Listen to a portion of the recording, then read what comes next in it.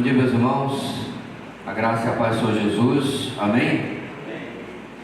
Os perseverantes que estão aqui nesse fim de semana mais peculiar, né?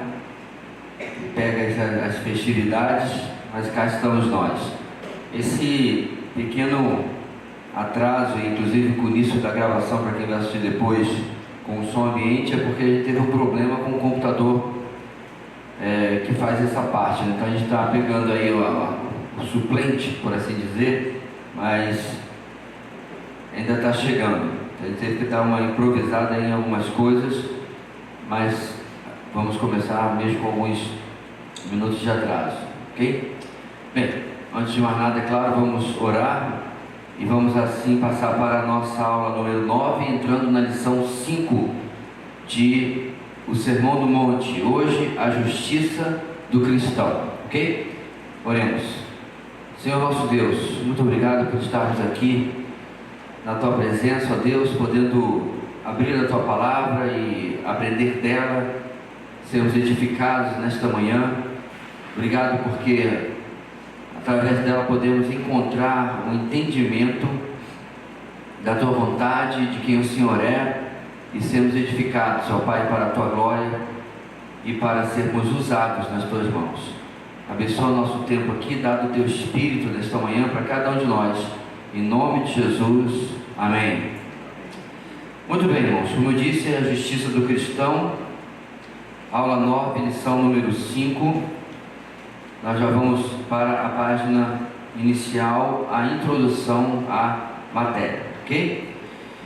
Nos últimos 3 domingos, estudamos o caráter que o crente deve demonstrar e sua influência no mundo quando esse caráter é visto por meio das boas obras. Jesus começa a definir a natureza dessas boas obras em termos de justiça. Essas boas obras são obras de obediência.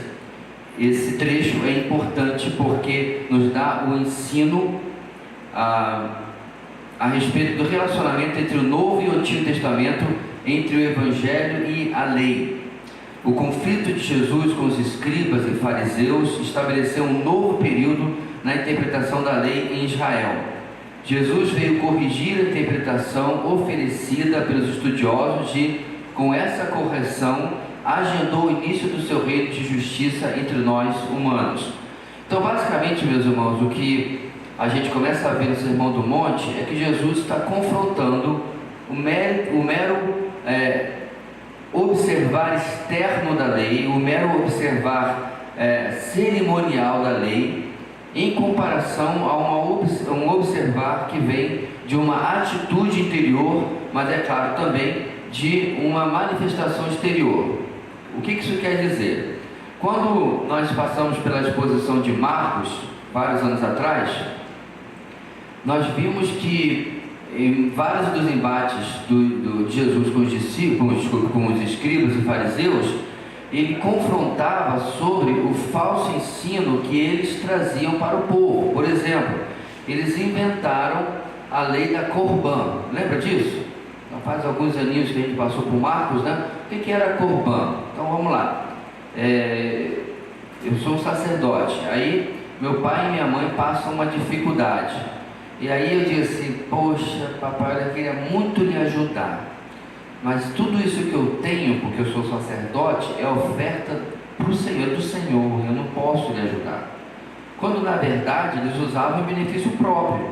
Então eles inventaram uma alternativa onde eles eram eximidos de usar os seus bens para o bem de outros, inclusive pai e mãe, argumentando que aquilo era separado, era santo, era consagrado ao Senhor. O que obviamente, meus irmãos, não tem nada a ver uma coisa com a outra. E isso é um exemplo de vários, onde eles tinham um comportamento que não batia com aquilo que a palavra de Deus desejava da vida deles. Eles eram meticulosos ao extremo na questão do dízimo, ao ponto deles coarem o que era dado em dízimo em termos de iguarias, né, de comida, para que não fosse nenhuma impureza. Mas Jesus fala, mas o coração deles é completamente vaidoso, porque eles davam as ofertas para serem o quê? Admirados pelos homens. Eles oravam nas esquinas para que o pessoal passasse e aí os via com a sua roupa especial, né? Isso já os diferenciava do homem comum. E aí os viam lá na esquina orando assim, mas como esse fulano é espiritual, como ele é dedicado, como ele é consagrado. E esses são alguns dos muitos exemplos que a gente podia dar, até outros bem mais graves. Há interpretações de que quando eles diziam que eles se aproveitavam das casas das viúvas, isso era tanto material quanto também sexual. Então, irmãos, os escribas fariseus eram o ó. Quando Jesus é duro com eles, e tem aquela passagem dos ais, né? Tem inclusive aquele curso para você, né? Como se tornar um fariseu, 3 aulas, está no canal, aonde a gente faz 3 mensagens sobre esse capítulo dos ais de Jesus contra os fariseus e escribas, aonde ele expõe e critica a atitude que eles têm, certo? Por quê?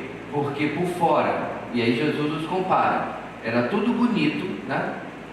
Como diz, tem um ditado aqui no norte que é assim, né? Por fora, bela viola, por dentro, pão bolorento, uma coisa assim. Então era mais ou menos essa versão que tinha, que eles eram sepulcros caiados, mas por dentro, obviamente, é cheio de podridão. Então, nos Estados Unidos tem esses cemitérios, aqui até tem também, mas não ficou tão bonitinho assim não. Começou legalzinho, depois ficou igual a qualquer um outro. Mas você vai naqueles cemitérios que eles são lindos, né? As pedras todas uma do ladinho da outra, tudo organizado, tudo gramadinho, uma coisa.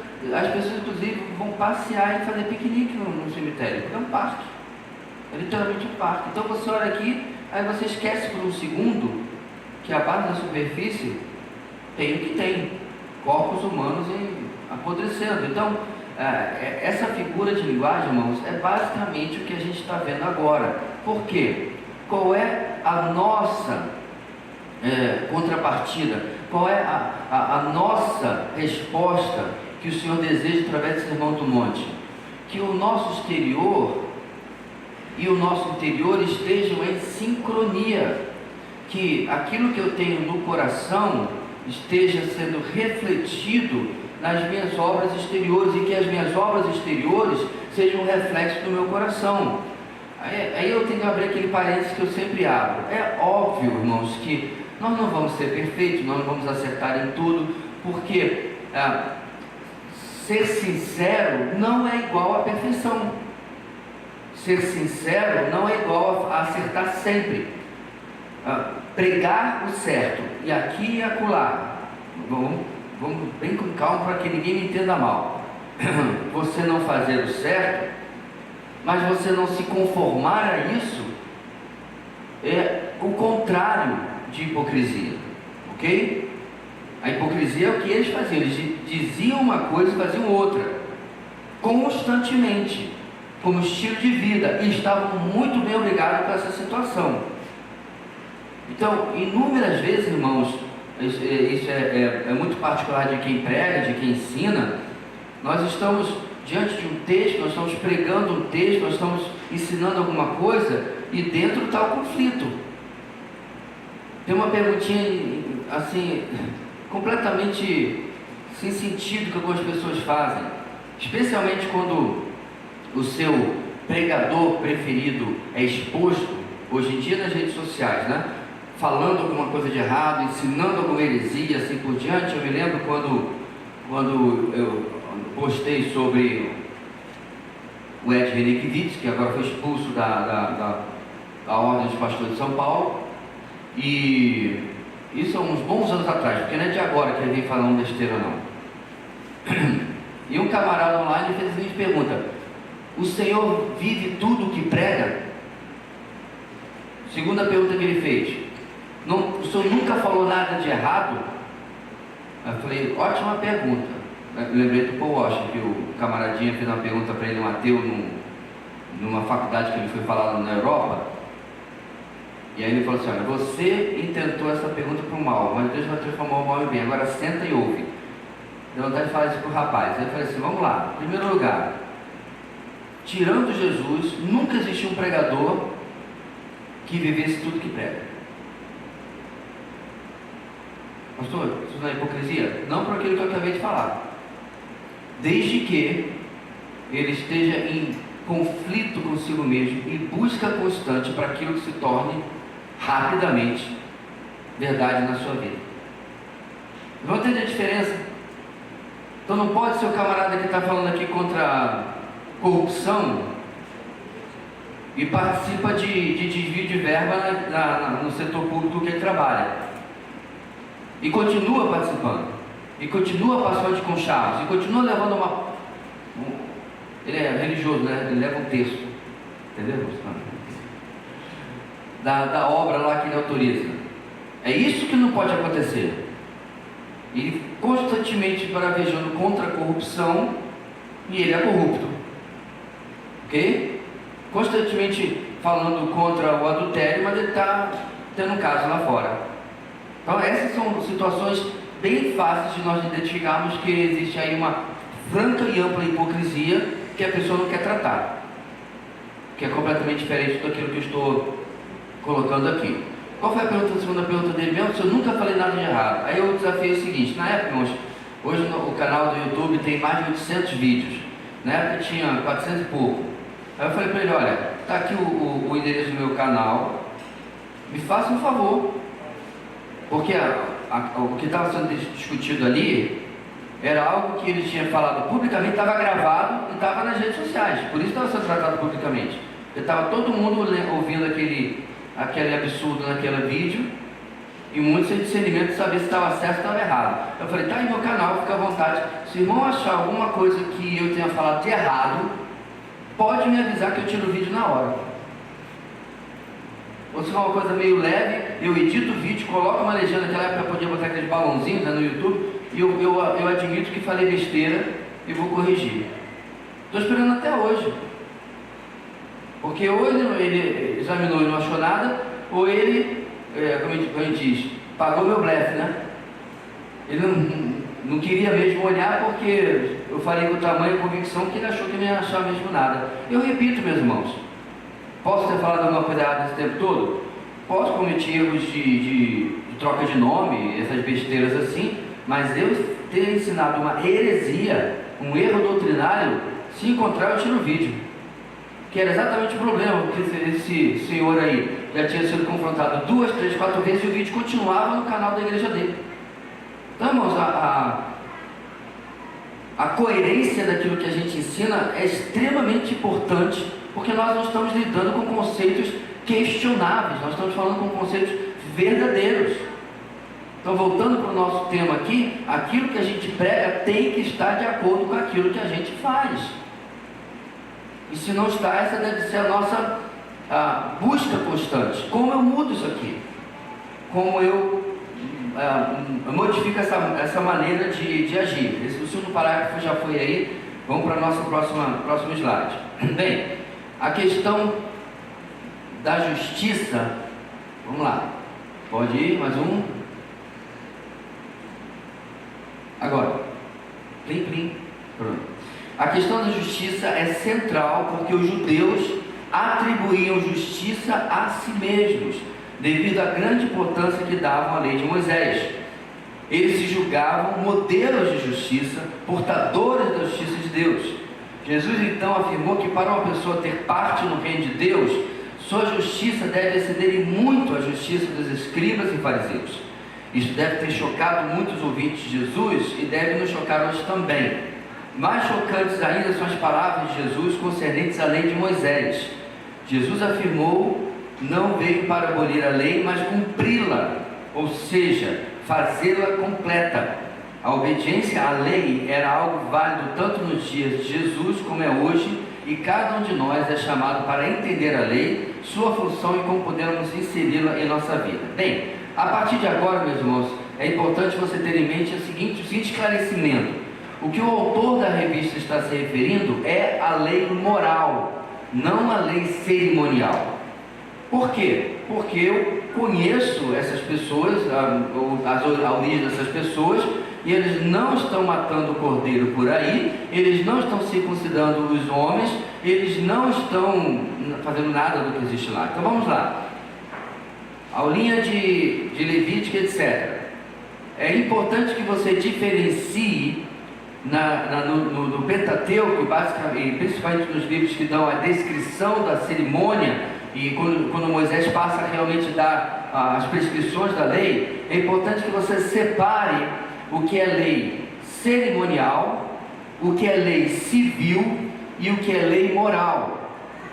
Ok? Exemplo de lei cerimonial: você vai pegar o cordeiro e você vai tirar essa parte das vísceras, você vai queimar essa parte, outra parte vai ser enterrada, e tantos por cento vai ser dado para o sacerdote, para o seu sustento, e o resto terá que ser totalmente queimado. Uma lei cerimonial sobre um sacrifício. Eu não tenho dinheiro para comprar um cordeiro. A lei cerimonial também diz isso: é muito pobrezinho, pegue 2 rolinhas, aí você vai fazer o seu sacrifício com as rolinhas. Lei cerimonial: você não podia cozinhar um filhote no leite da sua própria mãe. Você não podia fazer marcas no corpo, que hoje o pessoal pegou esse texto levítico e quer aplicar para tatuagem, certo? Não estou fazendo apologia da tatuagem, estou apenas dizendo que nesse texto não tem absolutamente nada a ver com tatuagem. Boa parte da lei, meus irmãos, cerimonial, preste atenção, tinha, por exemplo, não podia cortar, se não me engano, os cantos do cabelo e da barba. Tinha a ver com os povos que habitavam Canaã e também as terras ao redor, para que o povo de Israel não fosse confundido com estes povos. Entendeu? Então esses povos faziam marcas no corpo, que inclusive até existem alguns povos na África que fazem isso, para lembrar os seus ancestrais. Você já deve ter visto uma foto de uma tribo africana, que ela tem aquele problema da queloide.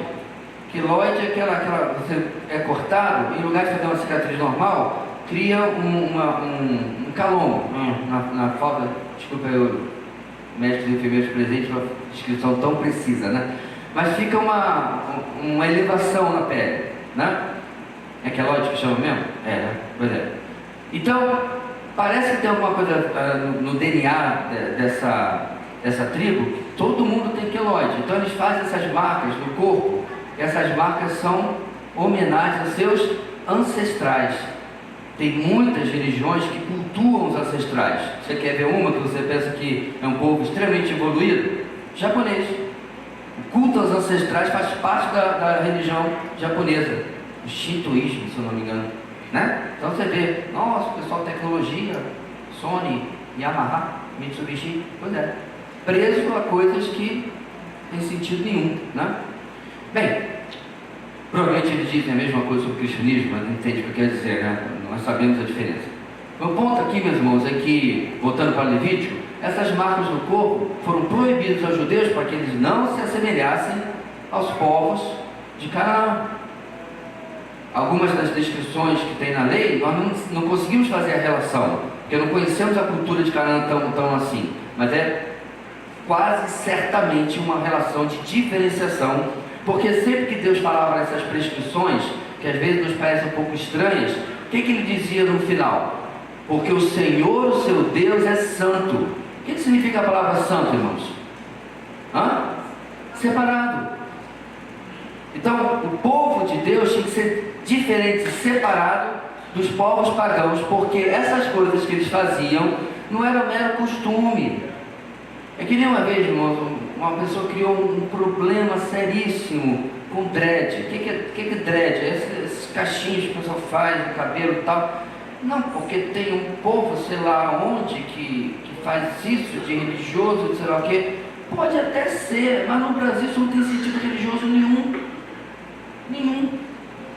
Então, o meu ponto aqui é que as proibições da lei existiam porque no contexto onde eles estavam, assumiam uma percepção religiosa. Não estou entendendo?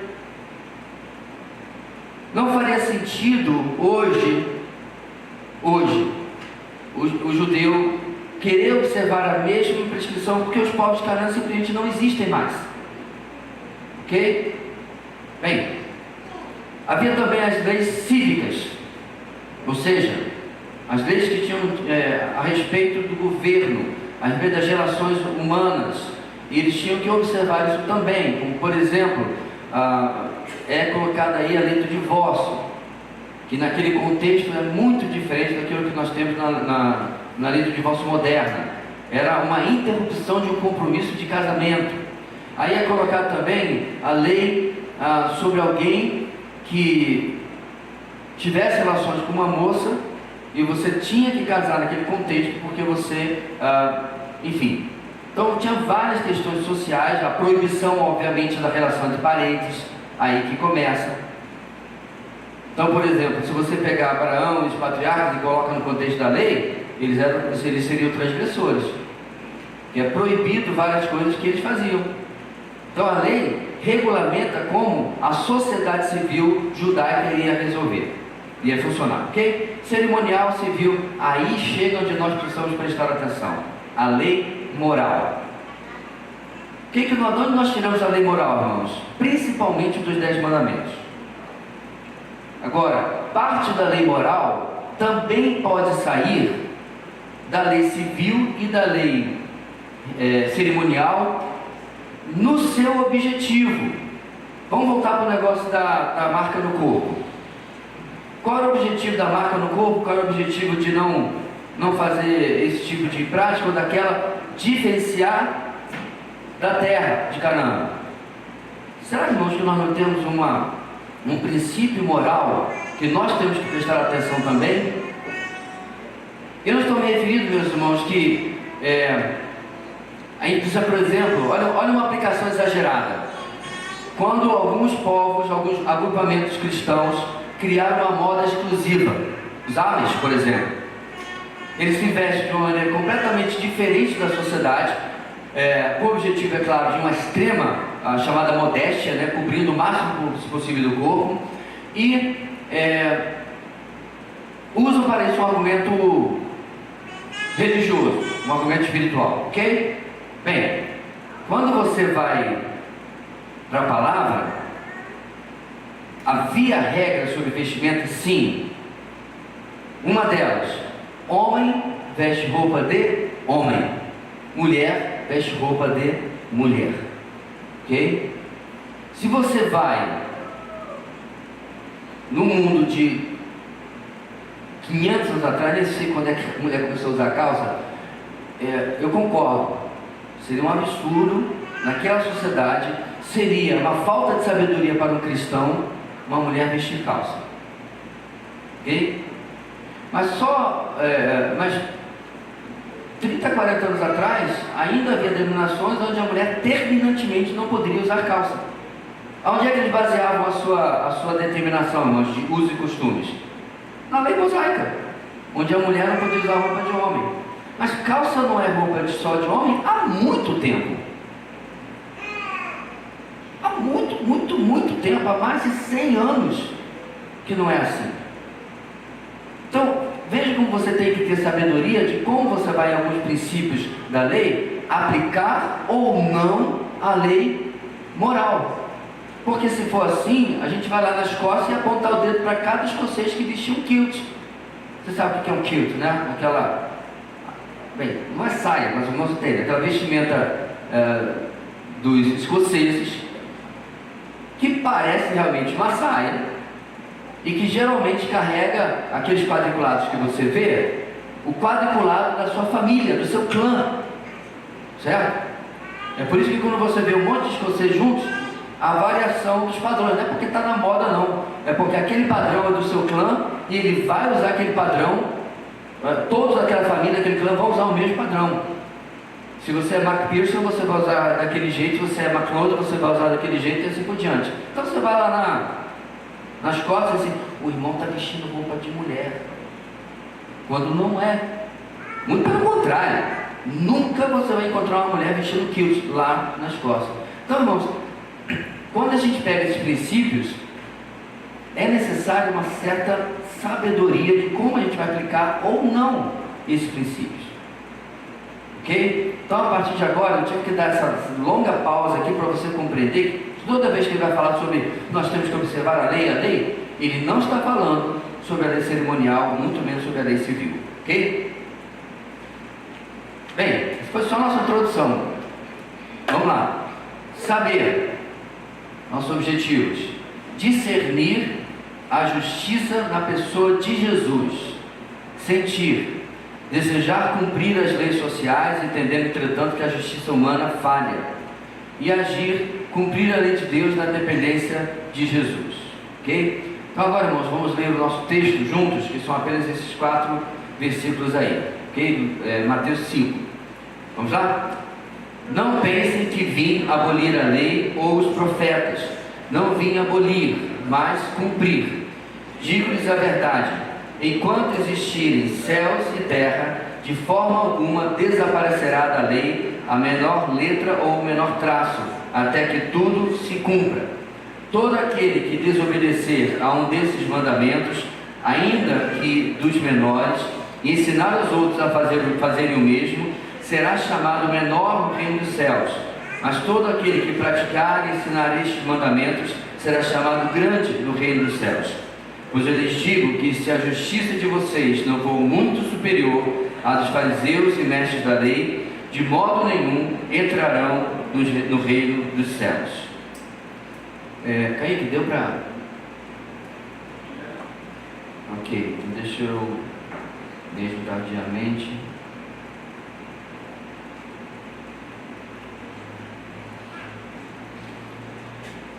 Ok, vamos caminhar então, irmãos, nesses textos, e nós vamos falar hoje sobre a lei de Cristo, ponto 1. Jesus, nessa afirmação, parece ter 3 pensamentos em mente. Primeiro pensamento importante sobre Mateus 5,17, cumprimento. Jesus não veio para revogar a lei, mas para cumpri-la. Os judeus estavam muito preocupados com a suposta atitude de Jesus em relação ao Antigo Testamento. Eles sentiam que Jesus estava ensinando uma nova doutrina e demonstrando uma nova autoridade. Marcos 1,27. Naturalmente, estavam preocupados com a relação entre a autoridade de Jesus e a autoridade da lei de Moisés. Ele estava contradizendo a palavra de Deus do Antigo Testamento. Por causa disso, Jesus declarou com veemência: não pensem que vim abolir a lei ou os profetas. Não vim abolir, mas cumprir. Agora, irmãos, a preocupação dos fariseus e desse povo todo não era com um zelo pela lei. Não. A situação é a seguinte: nós já ensinamos isso e nós já dizemos viver isso. Se ele chegar a ensinar algo diferente, algo oposto, como é que a gente fica? Então Jesus era uma ameaça a essas pessoas, porque aquilo que ele trazia iria literalmente revolucionar tudo que esses homens vinham fazendo toda a sua vida, desde que haviam se tornado fariseus, saduceus e escribas. Iria levá-los a um ponto de questionamento, onde eles teriam que, inclusive, publicamente dizer: eu cria dessa maneira, mas agora que eu conheci a Cristo, eu penso de outra maneira. Pastor, mas todos nós fizemos isso de certa forma quando nos convertemos. Pois é, mas você não estava, irmãos, no topo da pirâmide da sociedade judaica. Você não estava em uma posição onde você teria que admitir: apaga tudo isso que eu ensinei, porque eu vou ensinar algo diferente.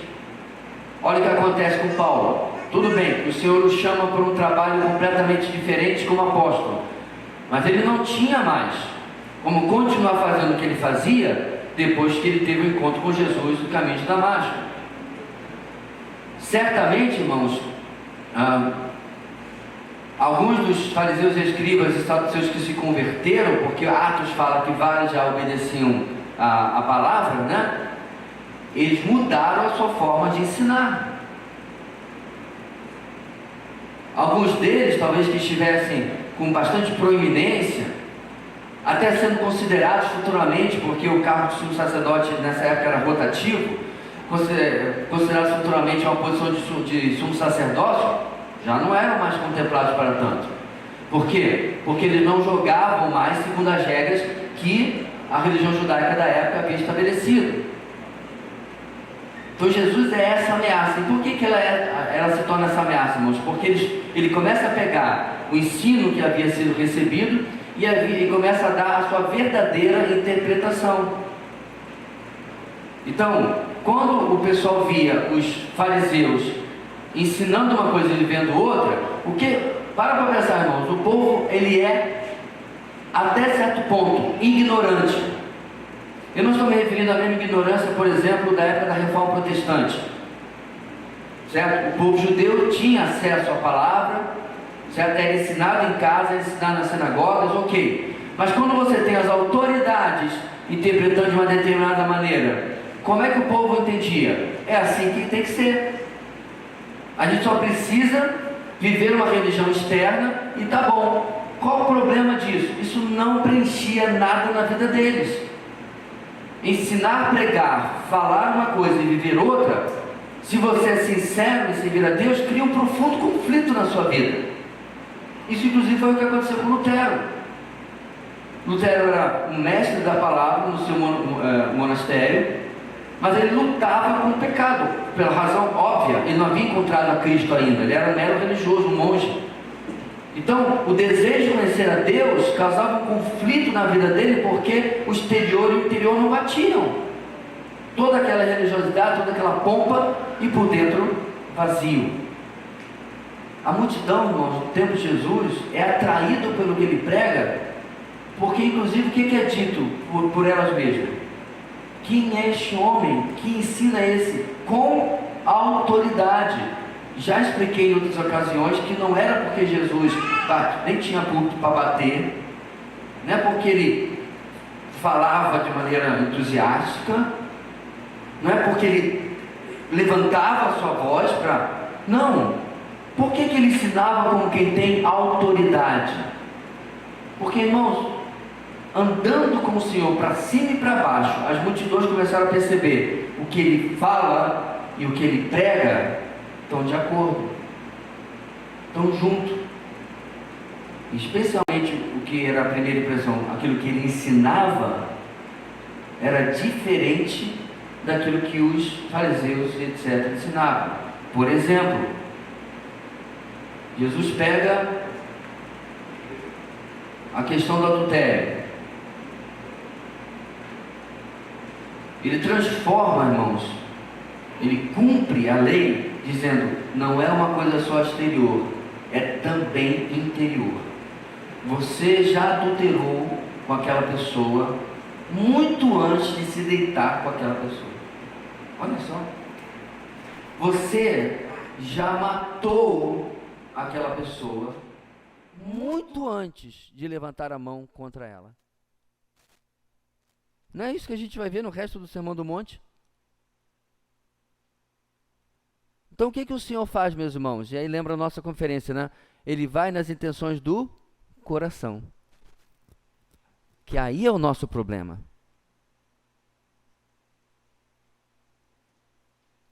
Você já não teve aquela oportunidade de você talvez tenha sido ofendido, você tenha sido tratado de maneira indelicada, e aí você na frente daquela pessoa, né, daquele funcionário, digamos assim, do Detran, um exemplo assim, do alto da minha cabeça. Aí você é tratado com desrespeito, com indiferença, em lugar de gritar, de bater, você sorri, você mantém a sua voz calma e tal, mas por dentro está querendo enganar aquela pessoa só um pouquinho. Porque esse é o nosso problema, irmãos. Quantas vezes nós já fomos tratados de uma maneira inadequada e a gente manteve a nossa calma, a gente sorriu, mas eu e você sabemos que a gente saiu dali, a gente foi para casa e o Espírito Santo dizendo assim, para todo mundo você é um herói da fé. Eu até aqui corrigi Hebreus capítulo 11 e indicar o seu nome também, você é o cara. Eu me lembro, irmãos, que meu pastor era uma pessoa muito calma, já mencionei aqui, e teve uma vez, nós tínhamos a nossa igreja foi feita em 70% na base de mutirão. Coisa que as igrejas hoje quase não conhecem mais, né? Virei muita laje junto com os homens da nossa igreja. E assim, houve uma discordância criativa entre o nosso pastor e o presidente do corpo diaconal, que acontecia de ser o nosso mestre de obras também. Então tinha um engenheiro, né? Tudo isso, claro, né? Um prédio de 3 andares, então tinha que ter, obviamente, a parte técnica, mas tinha um mestre de obra que tocava a obra, que era o presidente do corpo diaconal. E era um senhor bem mais idoso do que ele, do que eu, inclusive, obviamente, né? Que era um adolescente, mas do que o nosso pastor. Talvez idade até para ser pai dele. E aí, meus irmãos, a discussão ficou meio acalorada e eu fiquei surpreso de ver aquele irmão, né? O presidente do corpo diaconal, tão alterado. E o meu pastor todo na calma, na fleuma ali, e tal. E aquilo, eu confesso, foi para mim um exemplo admirável. Mas eu não estou julgando porque eu não sei, mas esse é um daqueles casos em que o problema dele foi metade solucionado. Como eu vou me portar publicamente quando eu estou sendo desrespeitado? Porque foi desrespeitoso a forma como o nosso querido irmão se dirigiu ao nosso pastor. Isso, inclusive, foi uma coisa que alguém foi falar com ele depois, né?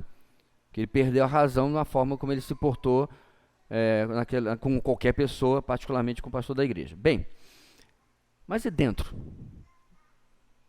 Eu nunca tive oportunidade de perguntar a ele, e agora não tem mais como perguntar, mas seria uma pergunta boa. Pastor, olha, eu achei tremendo assim, um exemplo, como o senhor teve a calma e respondeu ao irmão fulano, colocando brasa sobre a sua cabeça, como diz a Bíblia, né?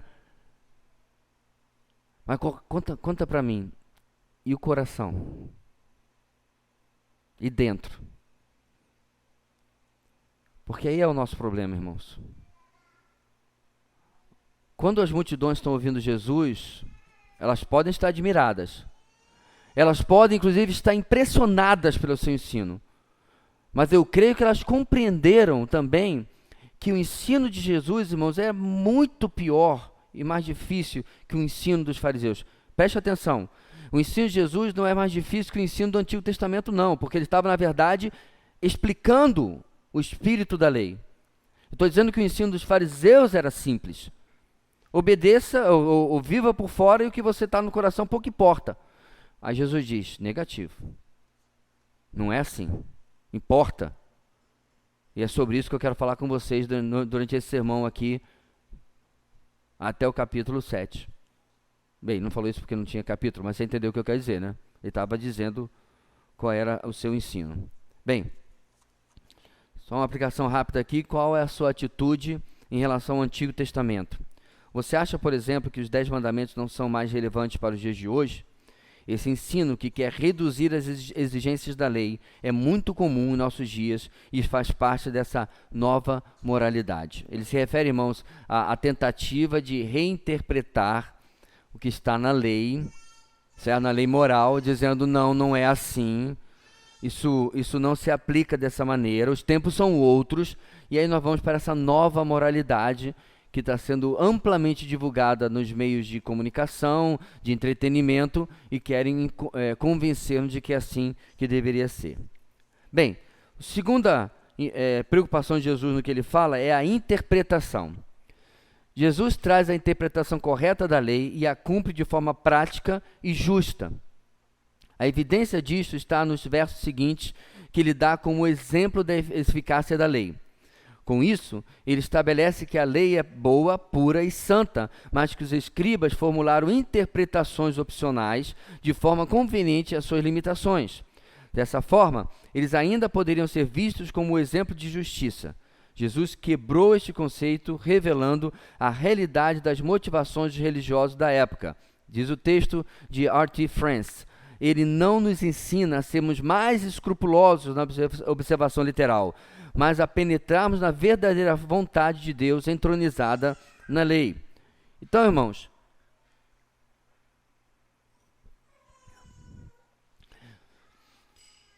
essa é uma questão que vai ser sempre difícil no meio cristão, porque nós gostamos de regrinhas, nós os seres humanos.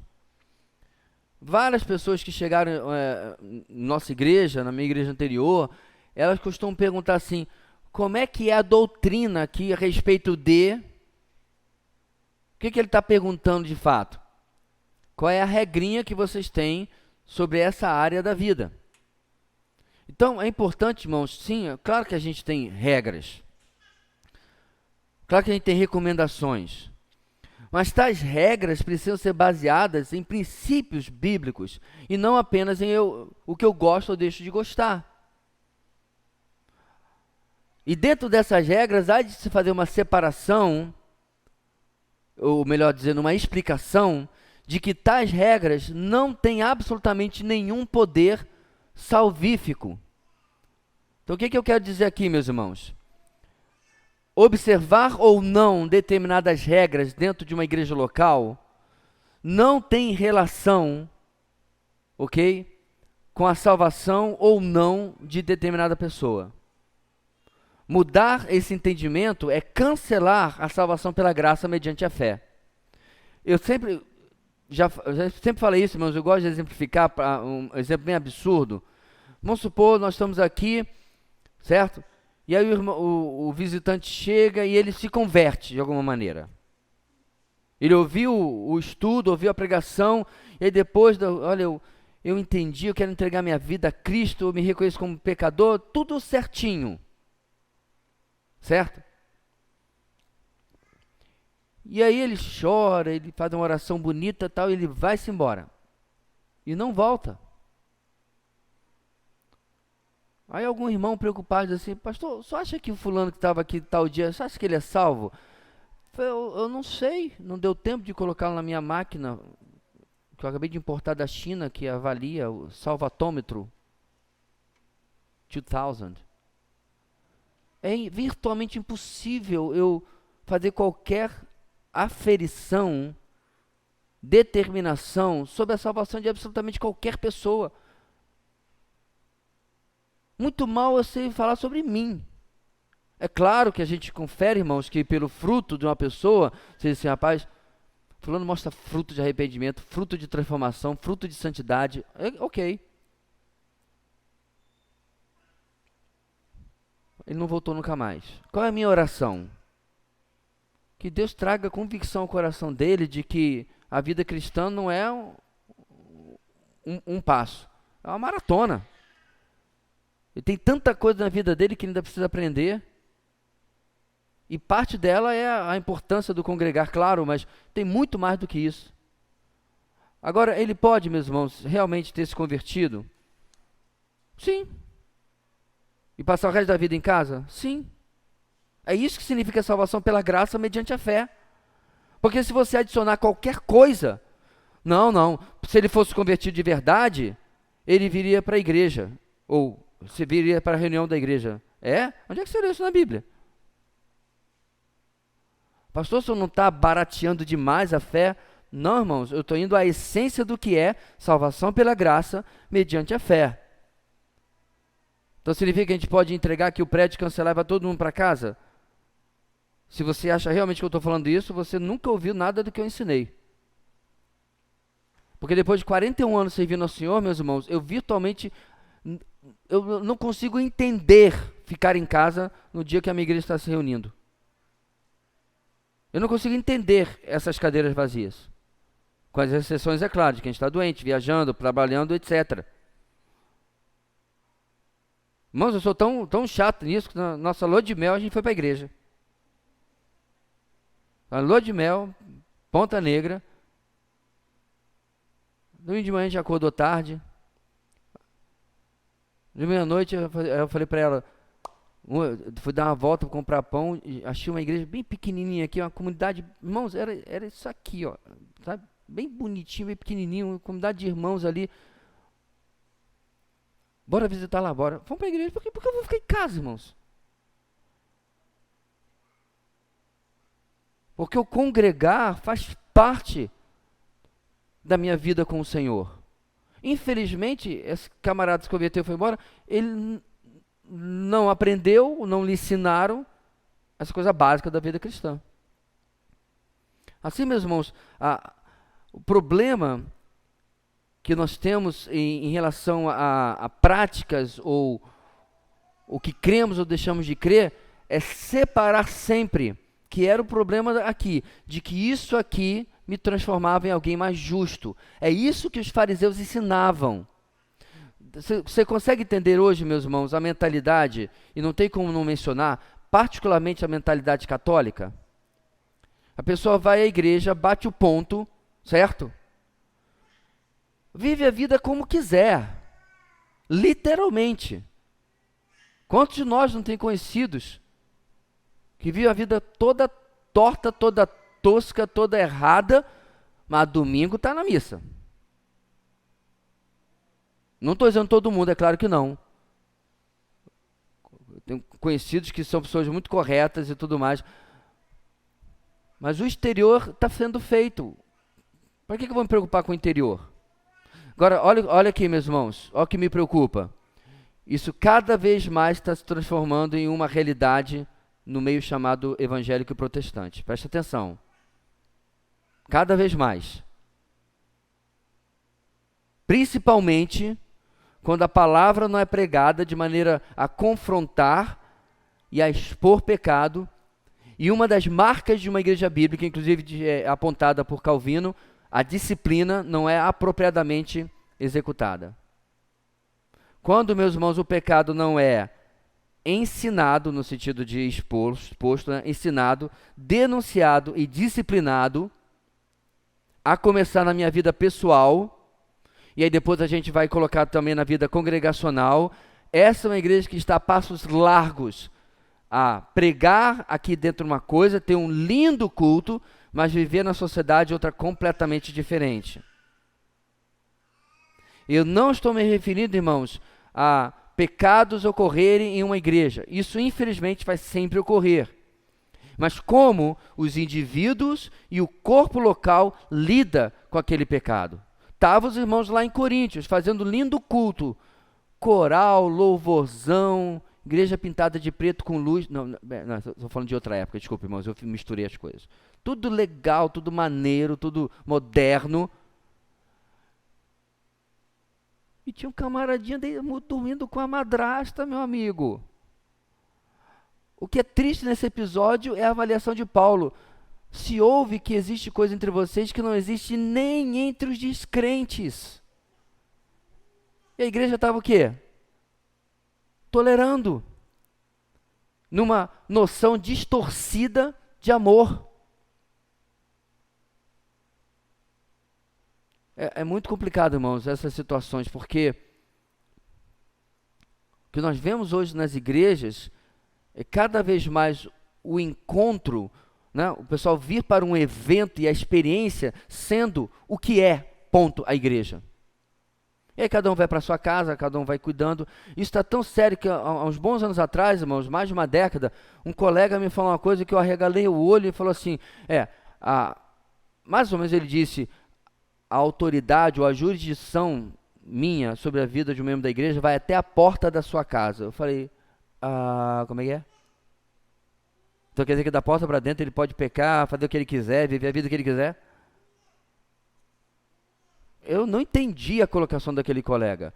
E eu vou dizer mais, irmãos, não é a autoridade, a jurisdição de um pastor, é de qualquer irmão. Qualquer irmão tem autoridade sobre a vida de outro irmão para advertir, aconselhar, admoestar, exortar sobre o pecado, independente de onde ele estiver acontecendo. Quer seja no meio da rua, no campo, na fazenda ou numa casinha de sapê. Na chuva, até esqueci a letra. Entendeu? De onde esse colega tirou isso? Que existe uma zona de free, né? A zona livre ali onde ele pode fazer o que... Só pode ser isso que ele está falando. Então isso é muito sério, irmãos, como a gente precisa entender a gravidade, o impacto que o pecado tem na nossa vida. Não é uma coisa para nós. E é por isso que nós temos tentado na nossa igreja, irmãos, há muitos anos, que você não permita que a sua espiritualidade fique no domingo. Mas leve a sua espiritualidade para a sua vida privada, particular. Eis aí, meus irmãos, porque que o Senhor falou sobre a questão do devocional, ou seja, de você meditar na palavra de dia e de noite. Porque a palavra não podia ser um negócio que eles iam deixar lá no templo, né? O templo tinha uns rolos bonitos, como inclusive nós vimos lá, grandes assim, dentro de parecia tipo uma cristaleira enorme, sabe? Bonita. E lá dentro tinha 2 rolos, assim, mais ou menos de 1 metro. Então, é muito legal isso aí. Mas parece aquela coisa que você pega, põe aqui uma Bíblia enorme, mas ela não vai para casa com a gente. Ela não vai para o nosso dia a dia. Ela não vai para a nossa rotina. E é por isso que a gente é tão cri-cri nessa igreja sobre a questão do devocional. Porque a nossa espiritualidade não pode estar retida, contida em um evento, em um encontro, no domingo de manhã, no domingo à tarde, ou domingo à noite, ou qualquer outro dia da semana. Ok? Revelação, número 3. Jesus vai além e assume que ele traz em seu corpo a revelação final da justiça de Deus. Jesus cumpre a lei no sentido de que ele a completa, a resume e a faz viável para os homens por meio da sua própria justiça. O relacionamento desse cumprimento espiritual com o cumprimento literal da lei por Jesus Cristo forma a base da justiça do cristão. Então o que está falando aqui, meus irmãos, basicamente é aquela verdade que o Senhor não apenas morreu a nossa morte, mas ele também viveu a nossa vida. Exatamente. Ou seja, aquilo que ele viveu não é apenas um bom exemplo, mas ele viveu uma vida perfeita, uma vida justa, para que essa justiça seja sobre nós imputada. Agora, como que essa justiça é imputada, depois dessa justiça ser imputada, a gente lava as mãos? Não, a gente passa a viver segundo essa justiça. Então, o cumprimento da lei, meus irmãos, na nossa vida é possível porque essa justiça já foi colocada sobre nós. Você precisa enxergar essa justiça, irmãos, como uma capacitação de que agora, libertados do pecado, libertados da condenação, da injustiça, da impiedade, eu posso viver de maneira justa por causa do Senhor que está na minha vida. A pergunta não é apenas, ou a questão não é apenas se eu posso, mas é perguntar, então por que eu não faço? É a luta contra o pecado que a gente vai sempre ter na nossa vida, mas o poder, irmãos, a capacitação está lá. Paulo vai tratar isso ao falar que nós temos a justiça de Deus para que não possamos oferecer mais os nossos membros, os nossos corpos, toda a nossa existência para o pecado, para a injustiça, porque nós fomos libertados de lá. A lei do pecado não tem mais vigência na nossa vida, apenas a lei de Cristo, a lei da justiça. Então, para entender, meus irmãos, o que o Senhor está dizendo aqui é que a nova aliança é mais complicada do que a antiga. Às vezes a gente fica lendo, você na sua leitura anual, todo aquele cerimonial, né, do Antigo Testamento e tal, aí você diz, ai meu pai, graças a Deus que eu não nasci naquela época, eu não sou judeu. Não, meu irmão, você não entendeu. Você não tem que fazer isso, fazer aquilo, você não tem que pegar animal, etc, etc. Mas o Senhor está elevando o padrão. Onde agora você não tem que fazer cerimônias, mas você tem que viver uma vida de acordo com essa justiça que habita na sua vida. Porque caso contrário, convertido sendo, é claro, o Espírito Santo vai lá e vai lhe incomodar. Aí você vai experimentar o que já no Antigo Testamento o rei Davi experimentou. Enquanto eu me calei, ou enquanto eu calei o meu pecado, os meus ossos envelheceram. Existe uma doença, irmãos, que é espiritosomática.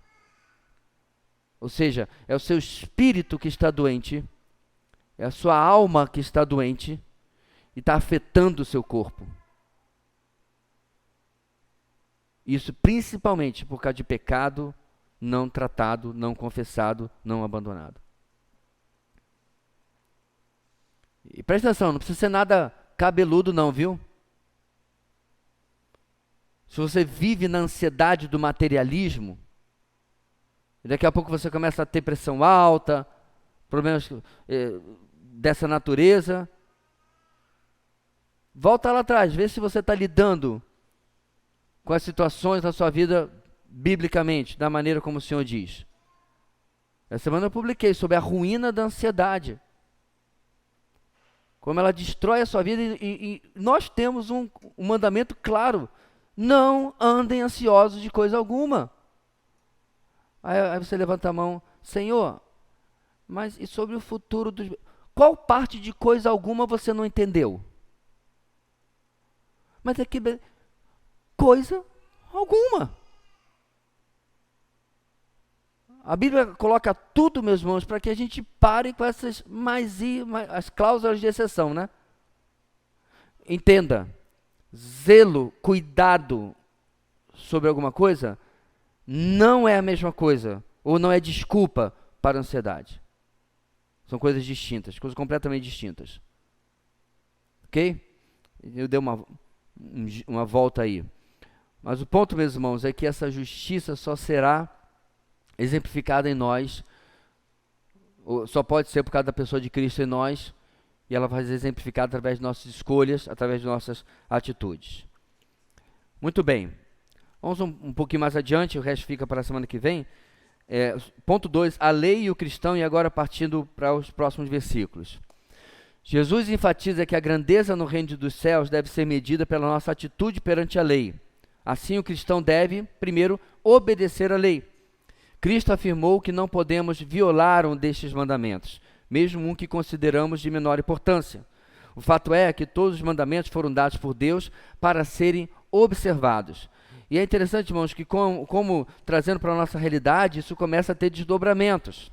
Então, por exemplo, quando eu era bem mais novo e eu lia lá nos 10 mandamentos sobre não fazer imagem e escultura, e ao Senhor teu Deus adorarás, só a Ele darás culto, eu vou ser sincero, na minha mente só vinha religião idólatra. Só vinha catolicismo, budismo, qualquer religião que tivesse uma estátua. Levou muito tempo, irmãos, para eu compreender que idolatria é muito mais profunda do que se ajoelhar ou postar as mãos diante de uma estátua. E para algumas pessoas da nossa igreja, essa ficha só caiu depois que você leu o livro da Alice Fitzpatrick. É ou não é verdade? Ídolos do coração. Eu me lembro na época, os comentários no grupo, como se tivesse gente que tivesse visto a luz. Mas por quê, irmãos? Porque é fácil para nós tratarmos algo da palavra de Deus de maneira superficial, porque o superficial não está me atingindo. Está atingindo outros. E aí, qual é a diferença entre eu e o fariseu lá da história de Jesus, que estava do lado do publicano? Senhor, muito obrigado, porque eu não sou como esses romanistas, comedores de hóstia. Eu não tenho um santinho na minha casa, eu não acendo vela para isso, eu não faço aquilo. Não seria essa a minha atitude? Enquanto que a atitude correta não passa por uma análise do que fulano faz ou deixa de fazer, o que outros fazem ou deixam de fazer. A atitude correta é principalmente sobre o que o meu coração está fazendo em relação a isso aí. Como eu idolatro os meus bens, o meu emprego, a minha saúde, os meus filhos, a minha família, o meu ministério, a minha igreja, ou o que quer que seja que você vai colocar aí. Sério, irmãos? Esses são ídolos muito mais difíceis de ser destruídos. Não adianta dar a paulada porque não quebra.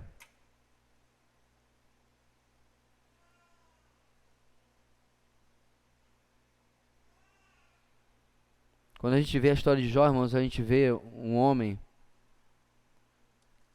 que não era idólatra.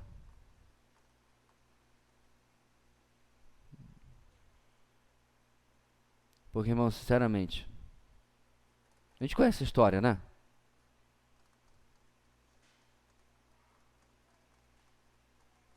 A gente acha que não é, até que alguma coisa seja tirada de nós. Eu não lembro mais nem quando, mas alguns aninhos atrás, não tem mais como eu andar sem isso aqui. E não está melhorando. Eu me lembro só quando eu fui à médica, ao oftalmo, e ela falou que eu tinha presbiopia. Aí eu falei para ela, não, irmã, é que ela é crente. Não, irmão, eu sou batista.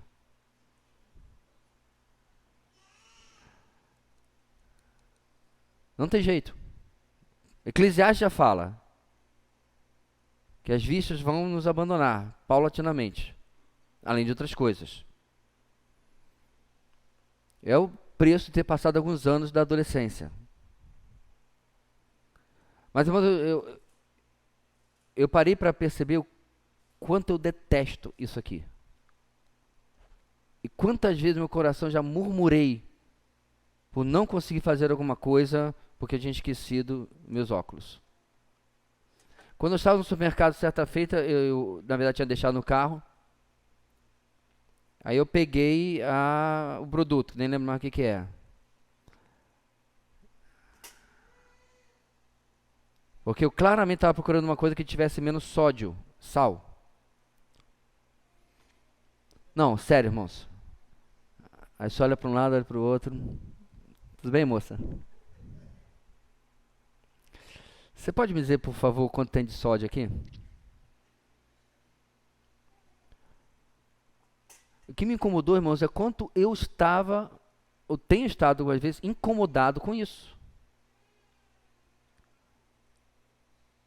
Porque não importa quantas horas eu passe na bicicleta, quantas horas eu passo na academia, não importa quantas horas eu passo correndo, quantas voltas eu dei na piscina, os meus olhos cada vez estão piores. Nos últimos anos eu passei os meus bolsos, os irmãos podem conferir. Alguém já pegou, estava aqui, da semana passada.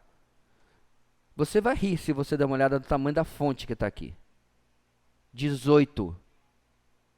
Porque eu não quero ficar o tempo todo, tira, põe, e nem ficar pregando assim, né? Porque então, irmãos, o que eu estou querendo dizer aqui, meus irmãos? Repare a sua reação quando alguma coisa é tirada de você.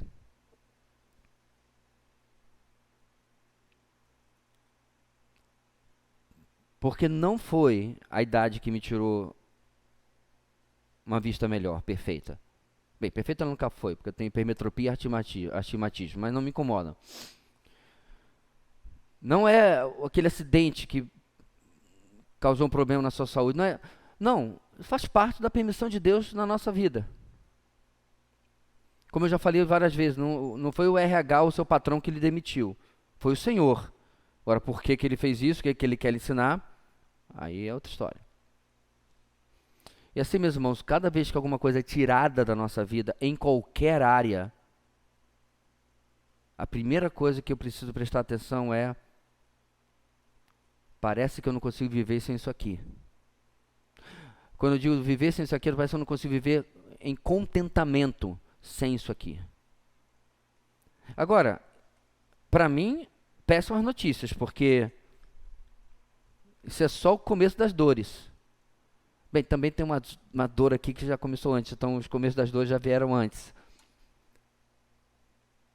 Mas não são os fatos da vida. A Bíblia já não nos diz que o que nos aguarda a todos nós, a não ser que nossa vida seja brevemente ceifada, é enfado, não é isso? Dor e enfado, cansaço e dor. É o que lhe aguarda. Isso é sério, meus irmãos, porque a gente tem essa dificuldade de lidar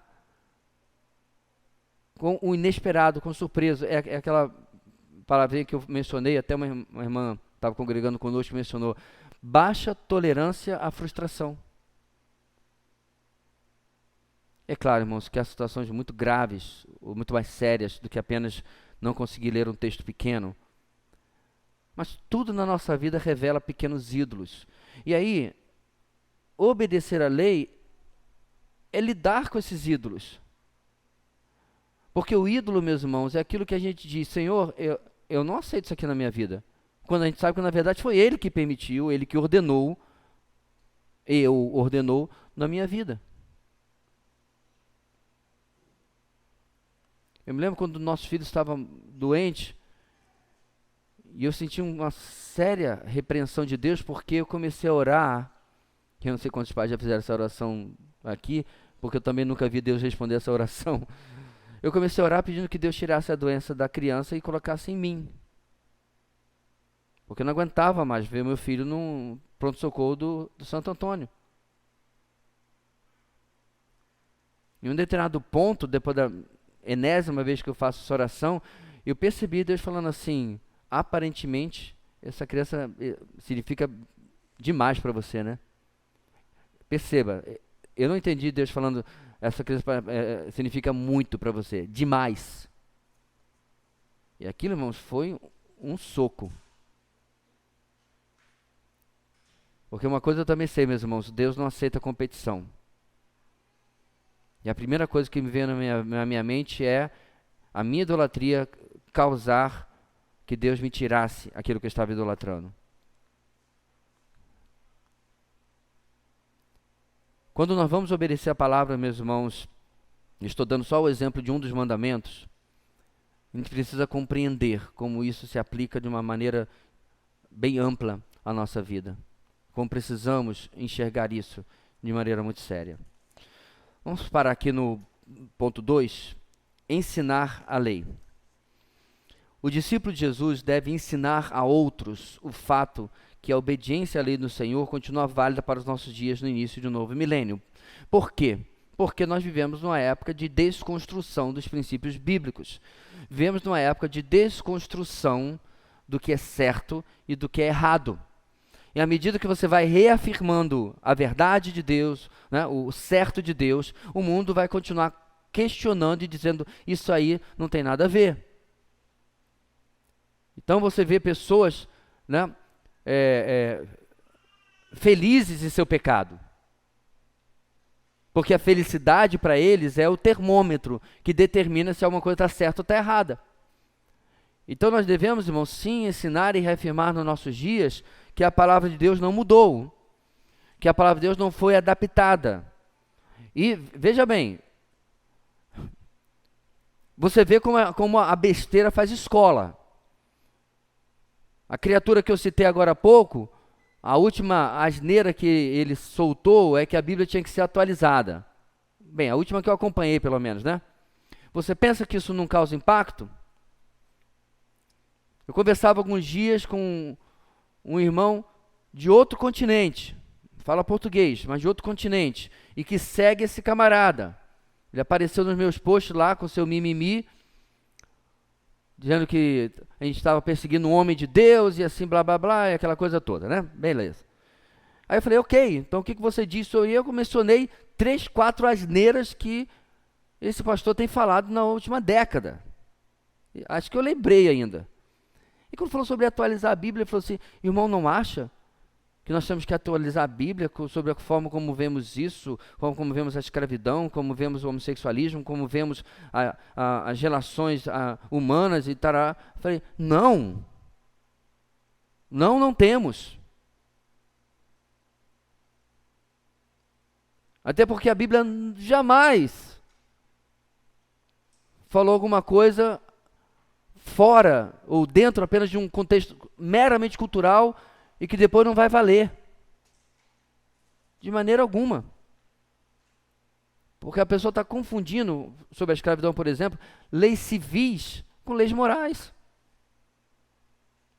Leis dentro de um momento histórico e que era completamente diferente daquilo que aconteceu nos últimos 200, 300 anos no mundo aqui e no Brasil também, confundindo as coisas. Então, quando ele começa a dizer que você tem que atualizar, mano, daqui a pouco você vai ter crente defendendo o poliamor. Escreve o que eu estou lhe dizendo. Todo mundo sabe o que é poliamor, né? É o Dona Flor e seus 2 maridos. O seu Florindo e suas 2 esposas. Oi? Não, claro, vai daí para pior. Mas o ponto é que, se você começa a lançar a Bíblia 2.0, é a sociedade que vai determinar o que a palavra fala, e não o contrário. É o que nós chamamos, meus irmãos, de exegese, não exegese. Exegese é X, etc., é de dentro da Bíblia para fora. É a preposição grega ek. Exegese, E-I-S, etc., é de fora para dentro. É a preposição grega E-I-S.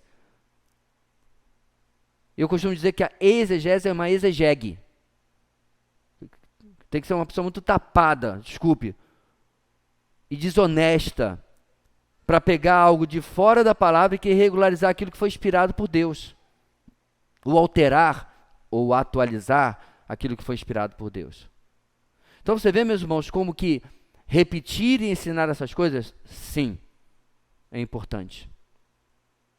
Porque até no meio evangélico, tem gente querendo mudar a forma das coisas. Cada vez mais. Só a aplicação que encerra esse ponto 2 aí, irmãos, de ensinar a lei. O que estou ensinando pela minha vida? Será que eu acho que os 10 mandamentos são antiquados para os dias de hoje? Não adulterarás? Para muitos crentes que praticam relações sexuais antes do casamento não é mais válido. Também acham que é permitido hoje em dia todo mundo ter um caso fora do casamento. Não furtarás? Não tem sentido na escola ou faculdade onde todo mundo cola. Em outras palavras, está furtando as respostas de um colega. Então veja, meus irmãos, tem aplicações muito práticas, reais e presentes no nosso dia a dia. Ok? Bem, vamos dar uma paradinha aqui. Semana que vem a gente encerra a partir desse ponto 2, a lei e o cristão, parte 3, conformidade com a lei. Ok, irmãos? Acho que é o suficiente para um domingo pós-feriado. Os irmãos ficaram aí se empanturrando de rabanada e etc. Mas graças a Deus estamos aqui, ouvíamos aqui, né? Ok? Vamos orar, irmãos. Hoje o nosso culto é normal, 18h30, nenhuma alteração. E vejo os irmãos mais tarde, então. Oremos. Deus querido, muito obrigado pela tua palavra, muito obrigado por aquilo que o Senhor nos ensina, e como teu filho pegou, ó Deus, algo que estava sendo distorcido em seus dias, e deu ou retornou tudo isso ao seu real e verdadeiro significado. Obrigado, ó Pai, porque podemos aprender desta maneira. Dá-nos uma tarde de descanso e à noite um culto abençoado. Em nome de Jesus nós oramos. Amém.